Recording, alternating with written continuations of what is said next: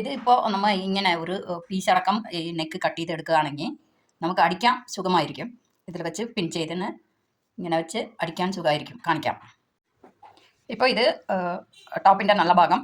അതിൽ നമ്മൾ ഒരു ലൈനിങ് തുണി വെച്ചു, പിന്നെ ക്യാൻവാസ് വെച്ചു.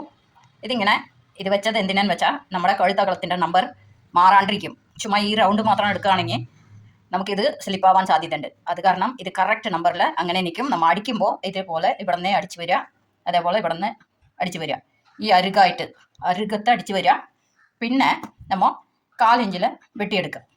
ഓക്കെ, ഇങ്ങനെ 1/4 ഇഞ്ചിൽ വെട്ടിയെടുത്തിട്ട് നമ്മൾ ഈ പീസ് ഇതിൽ ക്യാൻവാസിൽ മടക്കി അടിച്ചിട്ട് അങ്ങോട്ട് തിരിക്കും. ഓക്കെ, കാണിക്കാം. ഇത് ഏതൊരു ടോപ്പിനും ബാക്കിൽ നമുക്ക് ഈ ടക്ക് ഇടുന്നത് ഏറ്റവും ബെസ്റ്റാണ്. നല്ല ബോഡി ഷേപ്പ് കിട്ടും. ഇതിൻ്റെ അളവ് എങ്ങനെയാണെന്ന് കാണിച്ചു തരാം. ഇപ്പം നമ്മൾ വണ്ണമില്ലാത്ത കുട്ടികൾക്കാണ്. ഷോൾഡറിലിருந்து ഇവിടെ ഒരു 10 ഇഞ്ച് എടുക്കാം. ഇവിടെ നിന്ന് ഒരു 3.25 എടുത്തിട്ടുള്ളൂ. തീരെ മെലിഞ്ഞ കുട്ടിയാണ്. അപ്പോൾ ഇവിടെ നിന്ന് 3.25. അവരുടെ രണ്ട് ബ്രസ്റ്റിൻ്റെ ഇടയിലുള്ള നമ്പറാണ് നമുക്കിവിടെ എടുക്കേണ്ടത്.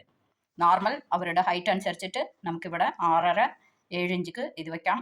ടക്കിൻ്റെ ലെങ്ത്ത് വയ്ക്കാം. ഇത് ഇവിടെ കാണുന്ന അതേ നമ്പർ ഇവിടെയും കാണണം. ഓക്കെ, പിന്നെ ഇങ്ങനെ ശരിക്കും ഇങ്ങനെ കണ്ട ചെറുതായി കൊണ്ടുവന്ന് ഇങ്ങനെ കുറച്ച് 1/2 ഇഞ്ചിലേ വന്ന് ഇങ്ങനെ എടുക്കണം. ഇങ്ങനെ എടുത്തില്ലെങ്കിൽ എന്ത് സംഭവിക്കുമെന്ന് വെച്ചാൽ നമ്മൾ ഈ ഫ്രണ്ട് ഭാഗത്ത് നോക്കുമ്പോൾ ഇങ്ങനെ ഒരു കുഴി പോലെ ആയിപ്പോകും. അവർ ഡ്രസ്സ് ഇടുമ്പോൾ ഒരു കുഴി പോലെ ആയിപ്പോകും.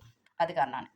ഓക്കെ, ഇപ്പം നമ്മൾ ഈ നെക്കിൻ്റെ അരുക് അടിച്ച് കൊണ്ടുവന്നിരിക്കുക. കണ്ട, അരുക് അടിച്ച് കൊണ്ടുവന്നിരിക്കുക. ഇപ്പം നമ്മൾ ഈ 1/4 ഇഞ്ച് ഇങ്ങനെ വെട്ടുമ്പോൾ ഈ തുണി ഈ ക്യാൻവാസ് അങ്ങോട്ട് പോകും. പിന്നെയാണ് നമുക്ക് ഈ പാർട്ട് ഇങ്ങനെ മടക്കി അടിച്ചിട്ട് ഷോൾഡർ അടിക്കേണ്ടത്.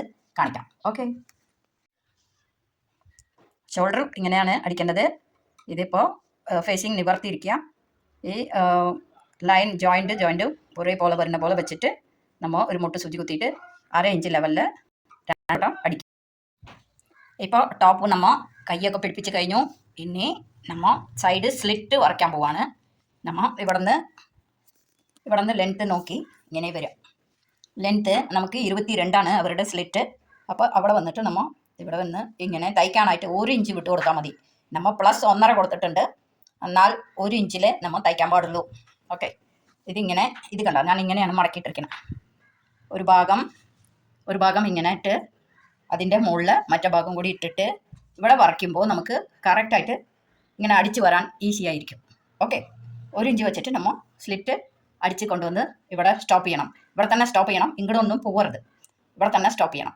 അതേപോലെ ഇവിടെ തന്നെ സ്ട്രൈറ്റ് ആയിട്ട് നിർത്തണം. ഇങ്ങനെ വളഞ്ഞൊന്നും പോകാൻ പാടില്ല. ഓക്കെ, ഇത് കണ്ട. ഇപ്പോൾ കയ്യിൻ്റെ അടിഭാഗം എത്രയെന്ന് വെച്ചാൽ അവിടെ നിന്ന് മാർക്ക് ചെയ്ത് ടോട്ടലി ബോഡി ഫുള്ളും 1 ഇഞ്ച് എക്സ്ട്രാ വിട്ടിട്ട് അവിടെ തന്നെ വന്ന് വരയ്ക്കാം. ഓക്കെ, ഇപ്പോൾ കണ്ടില്ലേ, ഇങ്ങനെ തന്നെ വരയ്ക്കണം. ഓക്കെ, ടോപ്പ് കഴിഞ്ഞു. എല്ലാവരും നോക്കണം. സംശയം ഉണ്ടെങ്കിൽ ചോദിക്കണം. Thank you.